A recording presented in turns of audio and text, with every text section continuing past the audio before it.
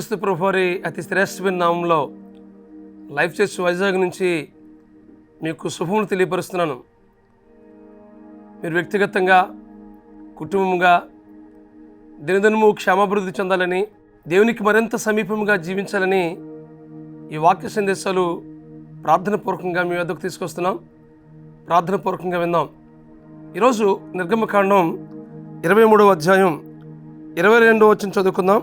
నీవు ఆయన మాటను జాగ్రత్తగా విని నేను చెప్పినది యావత్తూ చేసిన యెడల నేను నీ శత్రువులకు శత్రువును, నీ విరోధులకు విరోధునై యుందును.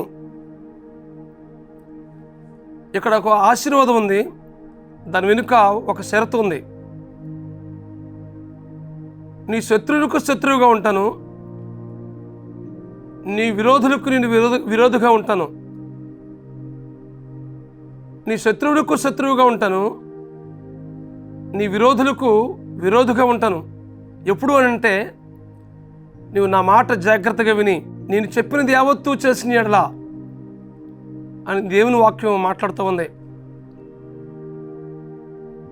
దేవుడు మన జీవితాల్లో దేవుని కార్యాలు మనం ఎలా జరిగించాలంటే,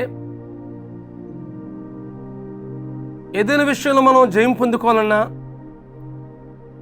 ఏదైనా సమస్యలో మనం విడుదల పొందుకోవాలన్నా, పరిస్థితులు ప్రతికూలంగా ఉన్నప్పుడు వాటి నుంచి మనం జయం పొందుకోవాలన్నా, మనం చేయవలసినటువంటి పని ఏంటంటే దేవుని మాట వినడం, ఆయన మాటకు లోబడడం, ఆయన మాటకు విధేయత చూపించడం అలవర్చుకోవాలి. అంత మాత్రమే కాదు, కానీ ఆయన ఆజ్ఞాపించింది యావత్తూ మనం చేసినప్పుడు మన జీవితంలో గొప్ప కార్యాలు చేస్తాం. దేవుని మాటకు మనం లోబడ్డం అంటే సంపూర్ణంగా, పరిపూర్ణంగా దేవుని మాటకు విధేయత చూపించడం, ఆయన మాటల ప్రకారం మనం జీవించడం, ఆయన మాటలు శిరస్సు వహిస్తూ వాటి ప్రకారం మసులుకోవటం. అలా చేసినట్లయితే నీ శత్రువులకు శత్రువుగా ఉంటాను, నీ విరోధులకు విరోధిగా ఉంటాను అంటున్నాడు.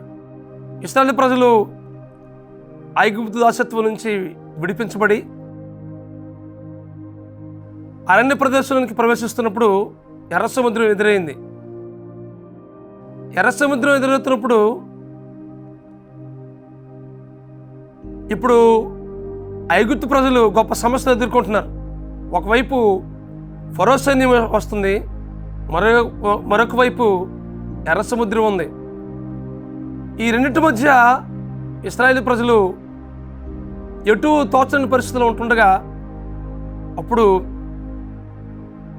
దేవుని సేవకుడైనటువంటి మోసే మీద, దేవుని మీద సనుక్కుంటూ నిందిస్తూ మాట్లాడుతున్నారు.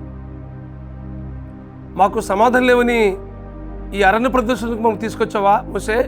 మేము ఈ అరణ్యంలో చనిపోవటం కంటే ఐగుప్తులో మేము దాసులుగా ఉండడమే మాకు శ్రేయస్సు అని అంటున్నారు. అయితే దేవుడు గొప్ప అద్భుత రీతిగా ఎర్ర సముద్రాన్ని 2 పాయలుగా చేసి 6 నెలలపై 30 లక్షలు ఇశ్రాయేలు ప్రజల్ని అద్భుతంగా నడిపించాడు. ఆ నడిపించే ముందు ఒక మాట అంటాడు, దేవుడు మీ పక్షంగా యుద్ధం చేస్తాడని. ఆయన మాట మీరు విన్నట్లయితే, ఇదిగో మీ పక్షంగా దేవుడు యుద్ధం చేస్తాడు. అయితే మీరు చేయవలసిన కార్యం ఏంటంటే, ఎర్ర సముద్రం 2 పాయలైనప్పుడు మీరు 6 నెలలపై నడవాలి. అలా నడిచినట్లయితే దేవుడు మీ పక్షంగా యుద్ధం చేస్తాడు అని చెప్పినప్పుడు ఆ మాటకు లోబడి దేవుని మాటకు శిరస్సు వహించి ఇశ్రాయేలు ప్రజలు ఆ ఎర్ర సముద్రం 2 పాయలుగా చేసినప్పుడు 6 నెలలపై నడిపించినప్పుడు దేవుడు గొప్ప కార్యం చేశాడు. అద్భుతంగా ఎర్ర సముద్రాన్ని దేవుడు దాటిస్తాడు. అయితే ఇశ్రాయేలు ప్రజలు ఎలాగైనా మరలా వెనక్కి తీసుకురావాలనే ఉద్దేశంతో ఫరో సైన్యం తరుముకుంటూ వస్తుంది, ఎర్ర సముద్రంలోకి ప్రవేశించింది. అయితే దేవుడు ఏం చేశాడంటే, ఆ రథ చక్రాలన్నింటినీ ఊడిపోయేటట్లు చేశాడు. ఏమాత్రం కూడా రథాలు ముందుకు వెళ్ళట్లేదు. ఎంత మాత్రం కూడా రథాలు ముందుకు వెళ్ళకుండా ఆగిపోతున్నాయి, వెళ్ళలేకపోతున్నాయి. అప్పుడు ఆ ఫరో సైన్యం అంటుంది, ఇశ్రాయేలు దేవుడు వారి పక్షంగా మనతో యుద్ధం చేస్తున్నాడు అని అంటున్నారు. ఇక్కడ ఒక విషయం గమనించాలి. దేవుని మాటను మనం విన్నప్పుడు ఎవరైతే మన శత్రువులుగా ఉన్నారో ఆ శత్రువులకి దేవుడు మన తరపున శత్రువుగా ఉండి మన తరపున యుద్ధం చేసి మనకు జయమిస్తాడు. ఈ సత్యాన్ని మనం గ్రహించాలి. దేవుని మాట వినడం ద్వారా ఎంతో ఆశీర్వాదం ఉందో ఈ వాక్య భాగంలో మనం గమనించినప్పుడు దేవుడు మన ఈ దినాన్న తెలియపరుస్తున్నాడు.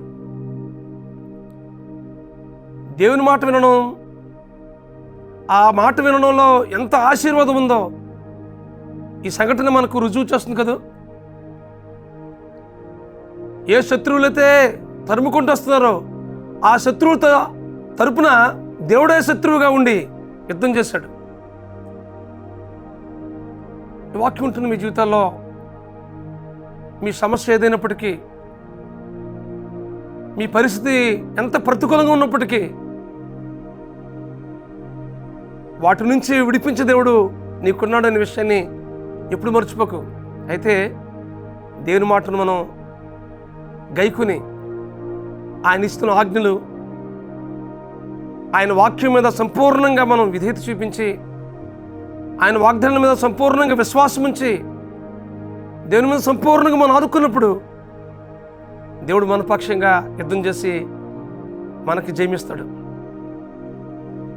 మన విరోధులు, మన శత్రువులు ఏదైనప్పటికీ, అది పరిస్థితులే కావచ్చు, సమస్యలే కావచ్చు, అనారోగ్య పరిస్థితులే కావచ్చు,